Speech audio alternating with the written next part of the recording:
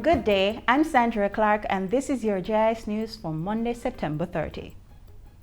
Standard & Poor's S&P has upgraded Jamaica's long-term foreign and local currency rating from B to B+.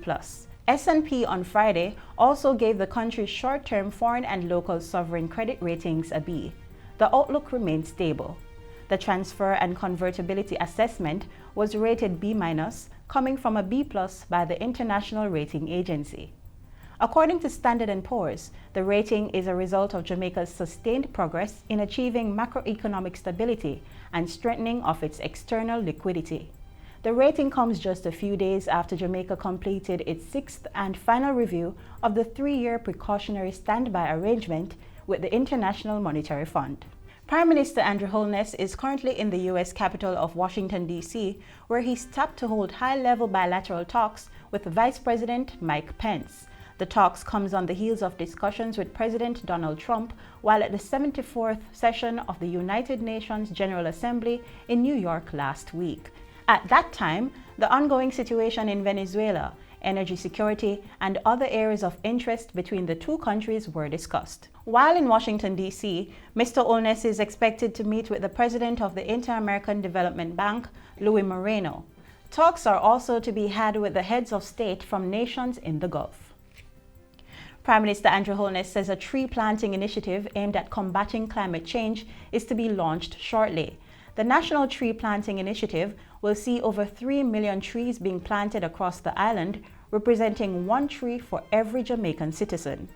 Mr. Holness says the program will be launched on October 4 at Jamaica House and will be carried out over a 3-year period. We remain committed to the reduction of the erosion of watersheds and the attendant impact on coastal ecosystems. We are partnering with others to ensure that our marine environment, on which our socio-economic survival depends, is being sustainably utilized and managed. Prime Minister Andrew Holness was addressing the 74th session of the United Nations General Assembly on Friday. Mr. Holness used the occasion to recommit Jamaica's participation in fora that will further enhance action against climate change. Jamaica now has a survey of establishments that provides data on the total number of entities participating in commercial, business, and other similar engagements across Jamaica. The 2018 report will assist the public and private sectors to formulate strategies, policies, and programs. Findings from the survey will also be used as an input for the Statistical Business Registrar, SBR, which is maintained by the Statistical Institute of Jamaica, STATIN. Endorsing the report at the launch last Wednesday, Minister of Finance Dr. Nigel Clark said it provides a baseline for related future surveys. It is absolutely crucial to have reliable data on which policy can be formulated and data on which private enterprises can base their strategies. We are recognizing that policy that is built on the background or on the foundation of data is policy that can actually be forceful in alleviating the concerns and the problems that we face. Meanwhile, Director General of the Planning Institute of Jamaica PIOJ, Dr. Wayne Henry, said the data will help to identify and understand economic trends and assist with the growth and expansion for businesses. The PIOJ and its partners in producing the JSE are confident that this and future surveys will contribute significantly to filling the need for data to enhance business, economic planning and development in Jamaica. The Jamaica Survey establishment was carried out by STATIN and published by the PIOJ. Funding support is from the World Bank through the Foundations for Competitiveness and Growth project. The Ministry of Justice says it will be revising the Dogs Liability of Injuries Act to make owners of dogs that attack persons be criminally liable. The decision was made following the recent attack on a school teacher by 4 pit bulls.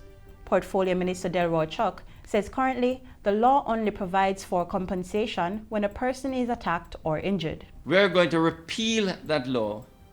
That's the Dogs Liabilities for Injuries Act, and put in place Dogs Liability of Owners Act. So the burden will be on owners to ensure that their dogs are kept under control. And if the dogs are not kept under control and they should escape from the yard, escape from the leash, and injure persons, then there will be the possibility, remember I'm saying these are proposals, of criminal liability. Minister Chuck was speaking last Thursday at a contract signing and press briefing. The minister says other stakeholders, such as the Ministry of Local Government and Community Development and the Ministry of Industry, Commerce, Agriculture and Fisheries, will assist in updating the legislation. And finally, $2.8 million will be used by government to train 30 school administrators how to better serve and educate students with special education needs. These include principals, vice principals, and members of school boards from selected schools across the island. This is being facilitated through a Memorandum of Understanding signed recently with the Ministry of Education, the Jamaica Social Investment Fund, and the National College for Educational Leadership, NCEL. The course will seek to help educators to transform their physical school environment and classrooms to encourage inclusivity and to facilitate the maximum learning of children with disabilities. The course will seek to help educators to make intentional attempts to inculcate in teachers the dispositions needed for them to create inclusive classrooms. And that's important because while we do things in the classrooms, while we do things with the students, it is also important that we spend the necessary time to focus on the principals and the vice principals who provide leadership in the schools. The Inclusive School Leadership course is being funded by JIS through its Basic Needs Trust Fund and administered by NCEL. The course is aimed at strengthening the capacity of principals to create inclusive school environments that will ensure children living with disabilities can be successfully enrolled in mainstream schools.